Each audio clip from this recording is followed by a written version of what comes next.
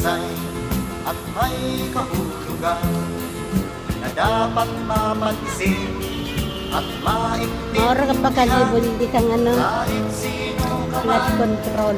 ay dapat Ang agihan papuntang Nalabaw, Macarigos. dito sa Hindi, mundo. hala. Ikaw ay Yan. Ang agihan, Imburnal. Hindi ka maurado. kalangitan, siya ay tuldok lamang sa kalawakan. Lahat ng bagay ay tuldok ang pinanggalingan, at kung masdang mabuti